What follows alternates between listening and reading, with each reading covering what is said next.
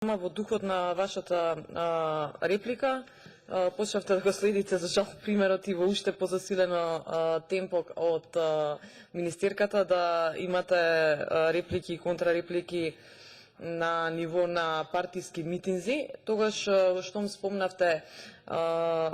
проекти или мерки што сте ги спровеле вие како влада, јас сум должна да одговорам за мерки и проекти што ги спроведе ВМРО-ДПМНЕ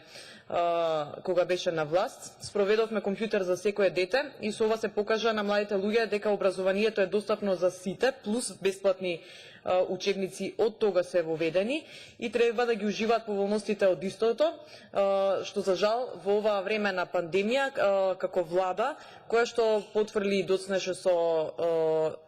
не сите, ама скоро сите мерки што ги донесовте, и можам да кажам дека добра група од 40.000 ученици не им е достапно образованието, им се ускратени поволностите за да слушаат настава. Понатаму нашата партија имаше најобемен сет проекти за млади досега, од бесплатен јавен превоз за редовни студенти, железнички викенд за млади до 27 години, бесплатна обука за основни компјутерски вештини и странски јазици преку стипендии за средношколци кои ќе освојат награда на научна олимпијада, нови читални во Веле, Струмица и во Аеродром, нова голема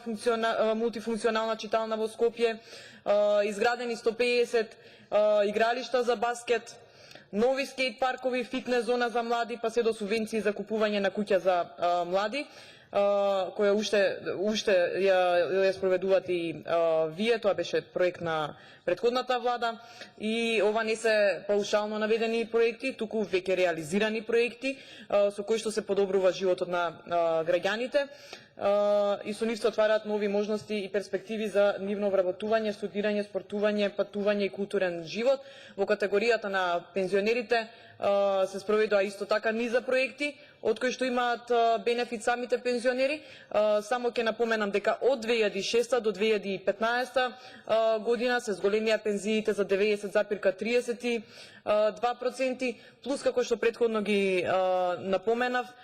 мерките по целни групи, жени земјоделки, самохрани родители и така натаму. Ви благодарам.